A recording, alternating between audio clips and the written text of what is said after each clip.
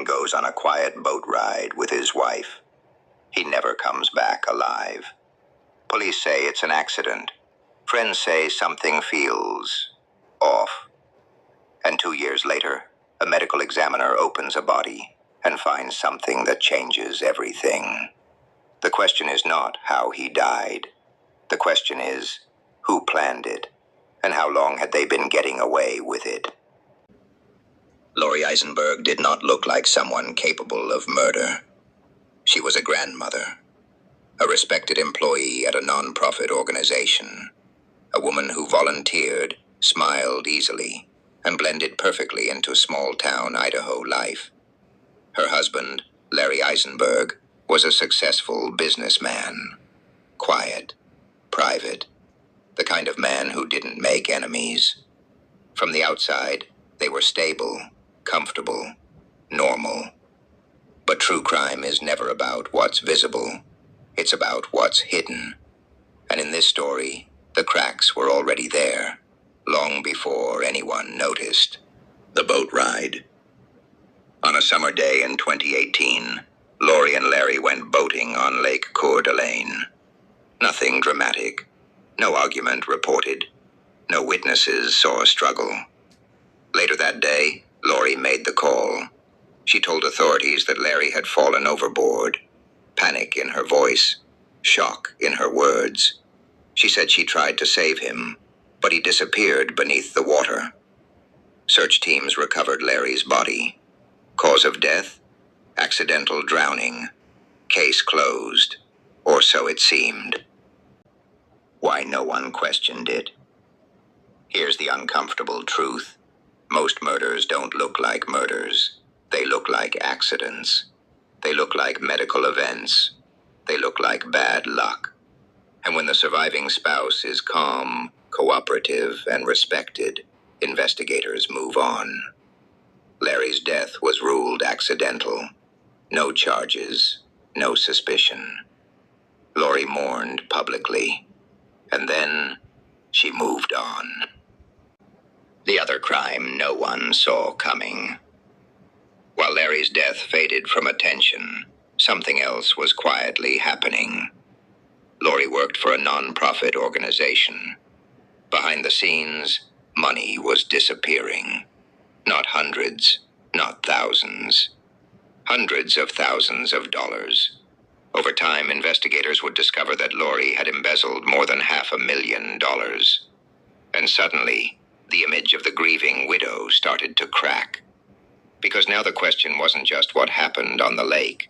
It was, what was happening in her life before he died? Money doesn't automatically make someone a killer, but it does create motive. Lori was drowning financially, and not metaphorically.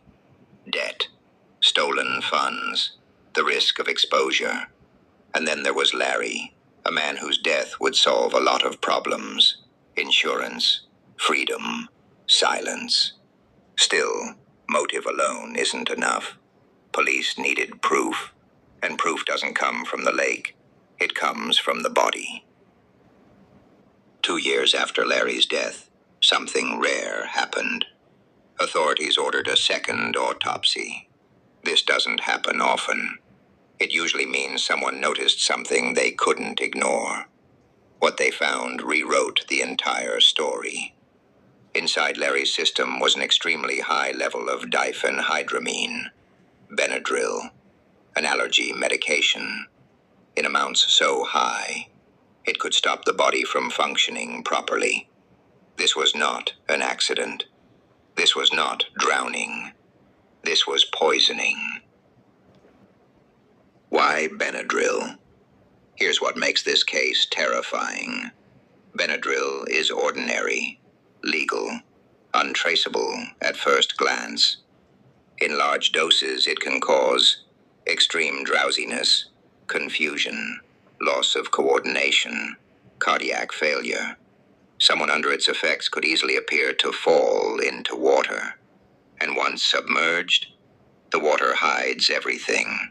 This wasn't a violent crime. It was a quiet one. Suddenly, Every detail changed. The calm lake, the absence of witnesses, the lack of struggle. Larry may not have been able to fight. He may not have been able to think. He may not have even known what was happening. The accident wasn't random. It was engineered. In 2020, Lori Isenberg was arrested.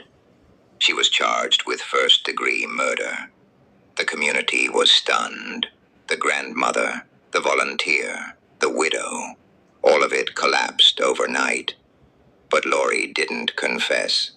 She chose a legal move that would confuse many people.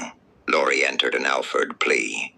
This means she did not admit guilt, but she admitted that the evidence was strong enough to convict her. In simple terms, I'm not saying I did it, but I know a jury would believe I did. It's a plea often used when the evidence is overwhelming. And today, Lori Isenberg sits behind prison walls, not as a widow, not as a victim, but as a woman who nearly got away with the perfect crime. A crime hidden behind calm water, common medicine, and trust. Because sometimes the most dangerous place to be is alone with someone who knows exactly how to make it look like an accident. And if this story made you think twice before trusting a simple accident, do me a favor. Like the video, subscribe to the channel, and share it with someone who thinks Benadryl is always harmless. Because let's be honest, ignoring red flags is how people end up on Dateline.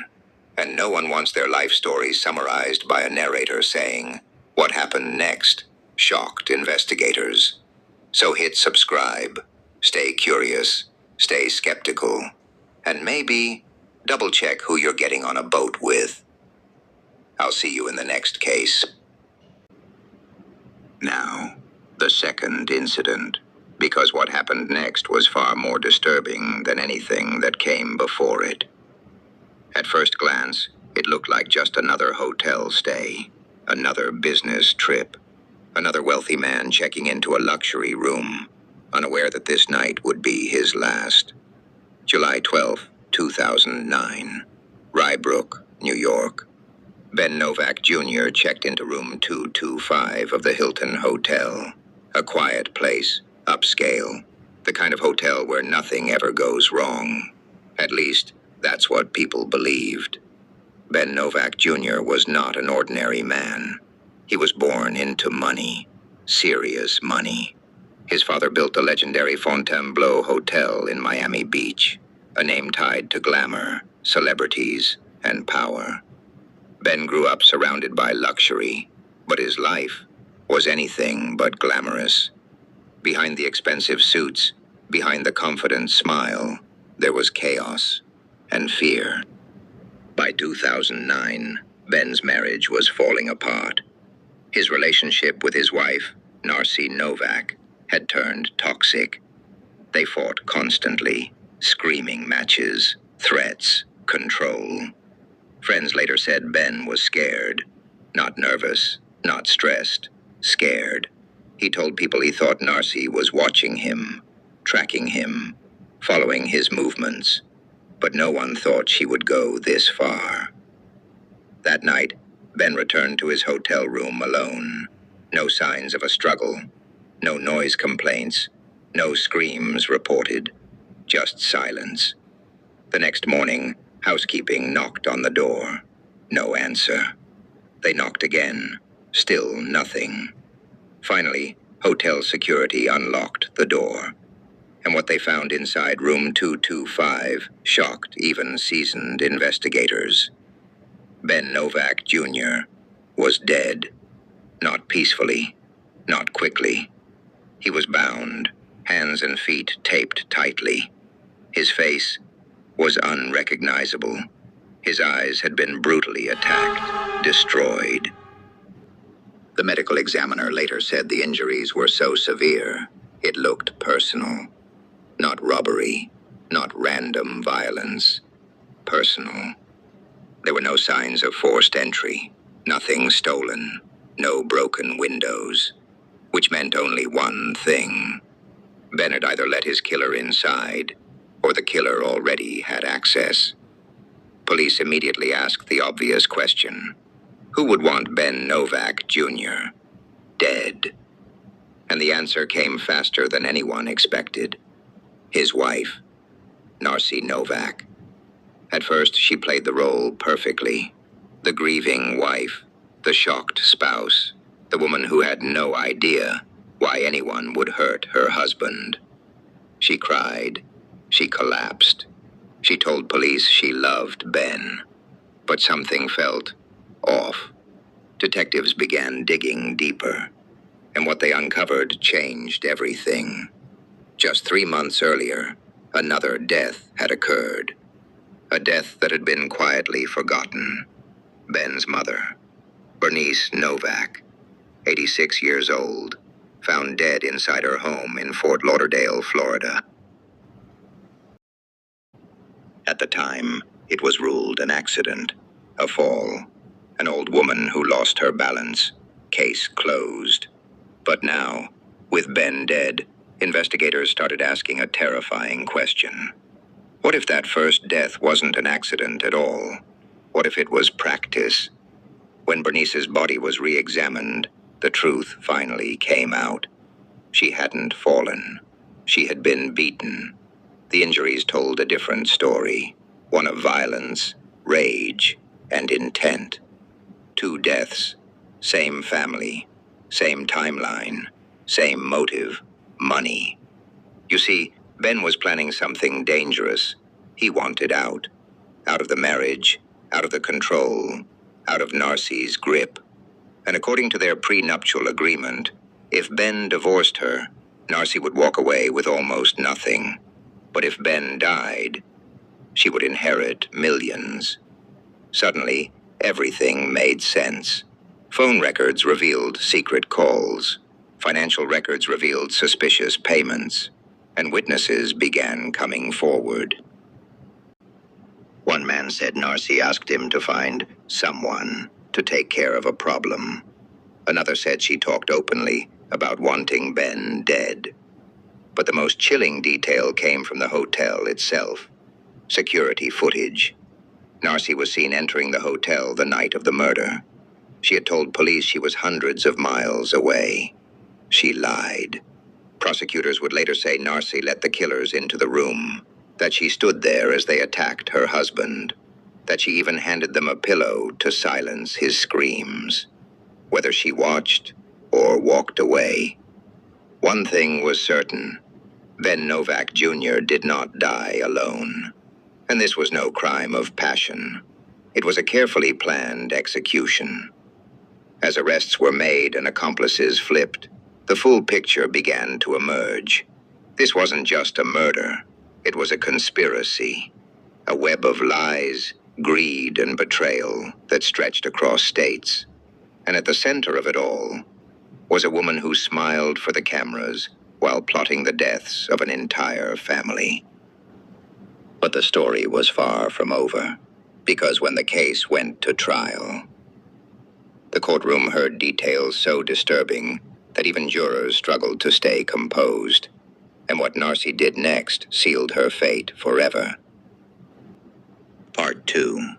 The people who did the dirty work.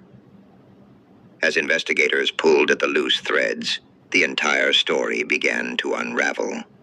And what they discovered was far darker than anyone expected. Narcy Novack didn't act alone. She didn't need to, because she had already found people willing to do the killing for her. Men who didn't ask questions. Men who didn't care about names or faces. Men who only cared about payment. One of those men was Alejandro Garcia, a violent criminal with a long history of doing things most people couldn't stomach. Phone records showed constant contact between Narcy, her brother Cristobal Veliz, and these hired attackers. Not emotional calls, not arguments. Cold, short, purposeful. The kind of conversations that don't belong between family members.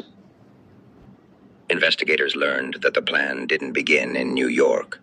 It began months earlier, in Florida. with Bernice Novack, Ben's elderly mother. She lived alone. She trusted easily. She never imagined that danger would come from inside her own family. The hitmen entered her home without forcing their way in. They knew exactly where to go, exactly what to do. Bernice was beaten so badly that the scene was almost unrecognizable. And after she was dead, the killers staged the scene to look like an accident, a fall, something no one would question. And it worked for 3 months, until Ben Novack Jr. ended up dead in that hotel room. Once Garcia was arrested, everything changed, because Garcia talked. And when he talked, the truth came out in horrifying detail. He described how Narcy wasn't distant, wasn't hesitant. She was involved. She planned. She instructed. She followed up. Garcia told prosecutors that Narcy wanted Ben's eyes destroyed, so he couldn't look at her, even in death. Let that sink in. This wasn't about money alone anymore. This was about control, humiliation, ownership. When Ben tried to leave the marriage, Narcy decided if she couldn't have him, no one would. The trial began in 2012 in a federal courtroom in White Plains, New York. And from day one, it felt less like a trial and more like a psychological autopsy. Jurors listened as recordings were played, as text messages were read, as accomplices described how the murders were planned, step by step. Narcy sat there, stone-faced. No tears, no emotion, just quiet observation. When prosecutors described how Ben was tied up, how he struggled, how the pillow was used, some jurors looked away. This wasn't a moment of rage. It was an execution. And Narcy Novack was sitting just feet away from the people describing how she ordered it. Her brother Cristobal was also on trial, accused of helping coordinate both murders. Family members turning on family. Money had poisoned everything. The defense tried to argue that the witnesses were lying, that the hitmen were shifting blame. But the evidence was overwhelming. Cell phone locations, surveillance footage, financial transfers. This wasn't speculation. It was documented. And by the time closing arguments ended, everyone in that courtroom knew one thing. This story was about to end. But the ending would be final. Part 3. No Way Out.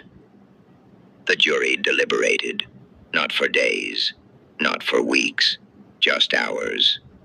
That alone said everything. When they returned to the courtroom, the atmosphere was heavy, silent. The verdict was read slowly. Narcy Novack, guilty. Cristobal Velis, guilty. Guilty of racketeering. Guilty of conspiracy. Guilty of violent crimes connected to both murders. Narcy showed no reaction, no breakdown, no shock. Just a blank stare, as if she had already accepted where her choices had led her. The judge sentenced both of them to life in prison, without the possibility of parole. No appeals that would matter. No early release. No second chances. Life. Narcy would never feel freedom again. Never spend the money she killed for. Never escape the story that would define her forever. Under the Slayer rule, she was barred from inheriting a single dollar from Ben's estate. Everything she planned for was gone. Alejandro Garcia and the other accomplices received long prison sentences, but the damage was already done. An entire family erased, a legacy destroyed, and a name forever linked to greed and brutality. Today, room 225 at the Hilton looks like any other hotel room. Fresh sheets, neutral walls, soft lighting. Guests sleep there without knowing what happened. But the walls remember, and so does the story. Because the most terrifying crimes aren't committed by strangers in the dark. They're committed by people who smile at you, sleep beside you, call themselves family. And that's what makes the Ben Novack Jr. case so disturbing. It wasn't a mystery. It was betrayal. Cold, calculated, and irreversible. This wasn't just a murder story. It was a warning that sometimes the most dangerous person in your life is the one who says they love you.